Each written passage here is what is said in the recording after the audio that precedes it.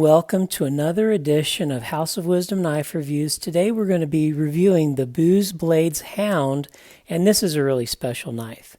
Will Boos is the founder and owner of Boos Blades. He's based out of Kansas City. He went to the University of Kansas. He was an engineering student. Now he's an engineer.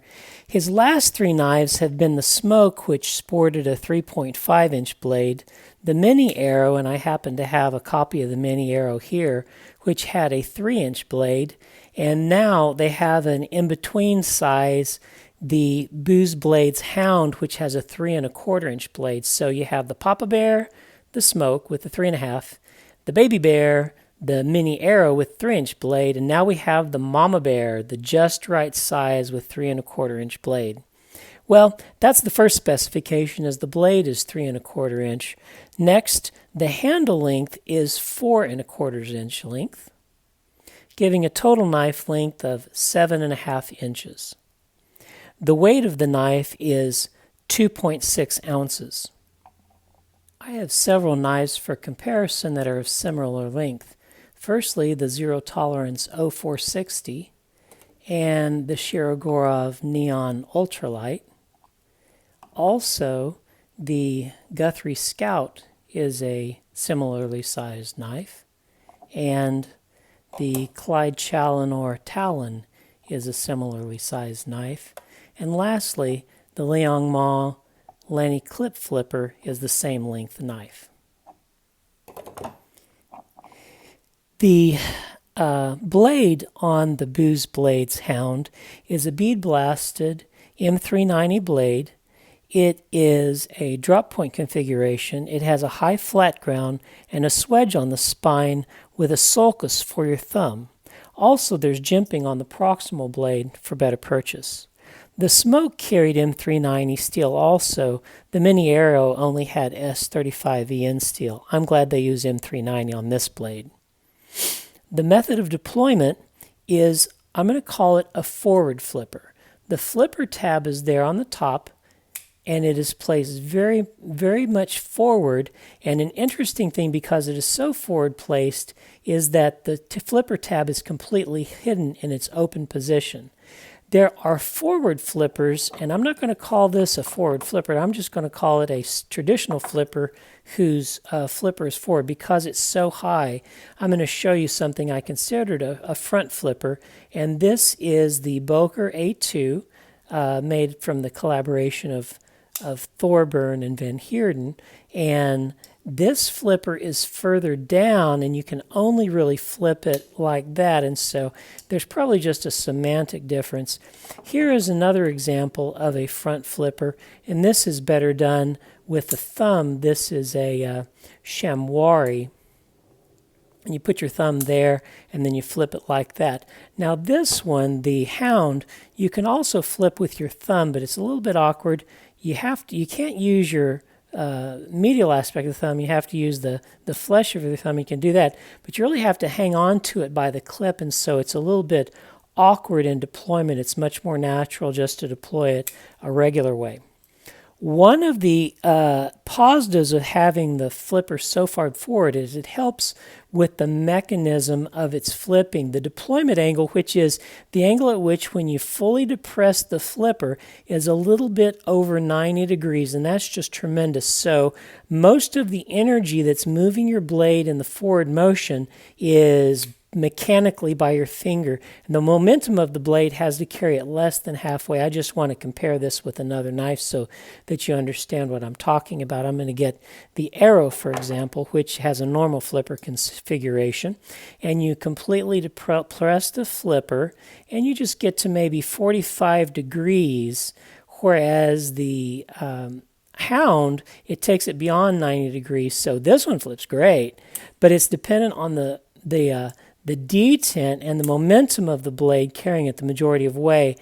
On the Hound, whenever you flip it, you'll think to yourself, wow, this flips out like a rocket. And that's because your finger is mechanically carrying it over half the travel of its open deployment path. I'm going to talk a little bit about this great forward flipper tab. Anytime you can get a flipper tab beyond neutral of the pivot, you're going to have a great deployment angle. I'll give you a couple of examples. This is the Boos Blade Spectre. As you can tell, this has a great forward placement of the flipper tab, and it just shoots out like a rocket. This is called the Spectre, and it's really an underappreciated knife. It didn't do great in the sales, but it is a very simple design, and it shoots out just great. So I'm gonna deploy this and show you the deployment angle. And here you get, maybe 70 degrees of deployment angle. As I've mentioned, in the Boos Blade, because the forward tab is so far forward, you get beyond a 90-degree deployment angle. I'll give you another example. This is a stream example. This is made by Millet Knives. It's a Pachenko Hawk collaboration called the Orbit, and look how forward the flipper tab is on this. And so, wow, this really flips out. It has that great cleaver style, Serge Pachenko blade style. So I'm going to show you the flipper angle on this. You go beyond 90 degrees, and jeepers, you almost get like 140 degrees. You know, you almost reach 180, but not quite. It's about 140 degrees. So if you have this really flies out. And so the more forward you put the pivot, the greater front forward flipping power you have in a knife. And this knife has it. Well, the handle of the knife is made of titanium. It comes in silver, blue, green, and purple. This obviously is the blue. It has 3 speed holes on each side of the handle. This makes the handle lighter and the knife lighter, as well as adding visual interest. The construction of the knife has a floating back spacer that's held on by 4 screws. These are torque screws of the T6 size. The pivot on the knife is a triangular captive pivot, and it just has a T8 Torx bit to loosen it on the clip side, but it's beautiful. And initially I thought, is that an inlaid mother of pearl stone? And it's not really. The outside of the pivot is polished, and the inside just has a bead blast or a media blast, so it looks like there's something inset there, but there's really not. I want to contrast this with the Mini Arrow. All of the Boos Blade knives that I've seen have a captive pivot. This has a tri-wing pivot. The smoke is similar to the Mini Arrow pivot, and he did something a little different. It's a more triangular, it's a little fatter, but the idea is that it's a captive pivot, so when you loosen the pivot, you only need 1 Torx driver. You don't have to hold a Torx driver on this side so that it doesn't spin. It's captive and won't spin. 1 Torx driver is all you need to take this loose with a T8 bit. The lock on the knife is by a frame lock. It has a lock bar insert and an over travel stop, and the screw on the lock bar insert is a T6 also, just like the back spacer screws are. The clip on the knife is a 3D milled clip with hidden hardware. It has a little bit of milling here in the midsection too, so it bends really well and it's easy to get in and out of your pocket. I like that there's a hidden hardware on it too. The ergonomics of the knife are very good. It has a 3 1/4 inch handle, and if you have really big hands, you can get up here where the hidden flipper tab is and even have more space. For me, it's more comfortable to hold it a little bit lower, and you can put your thumb there on the jimping to get a little traction, or you can move it forward if you're doing some close work. So the ergonomics on the knife are very good. The action of the knife, as I've mentioned, it forward flips like a rocket just because of the way that the flipper tab geometry is, and the return is very smooth. There's no problem whatsoever. Very smooth return. The signage on the knife I really like. The show side is completely sterile. Kudos to Boos Blade for that.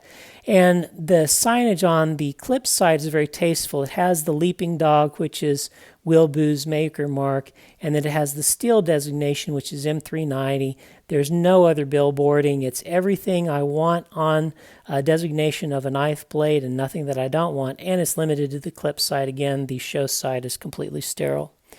The value of the knife. This knife goes for $220, can be ordered off of Will Boos' site, and that's a pretty good price, I think, considering you get M390 steel, you get a great artistic build, and you get titanium handles.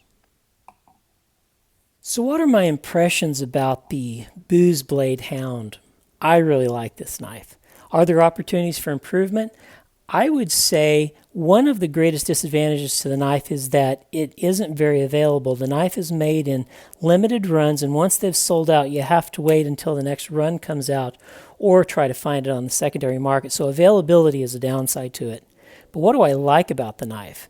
Well, first of all, as I've mentioned, I like the captive pivot. I like being able to loosen the pivot on my knife with only one Torx bit driver. This uses a T8's Torx. And I like its thinness. It's thin in the pocket. Going in whenever it's closed, the flipper tab doesn't stick out. You can get your keys past it easily. And I also like it that the flipper tab is hidden whenever it's in its open deployment state. And because the flipper tab is forward placed, you have a very powerful forward flipping action. I like the clip also in that it bends easily because it has this milling on the medial interior aspect, and it has hidden clip hardware. That's a sign of quality for me. And the blade is great. It's interesting. It's made out of M390 steel, and that's a very quality steel. So, in summary, I think that this is a great knife.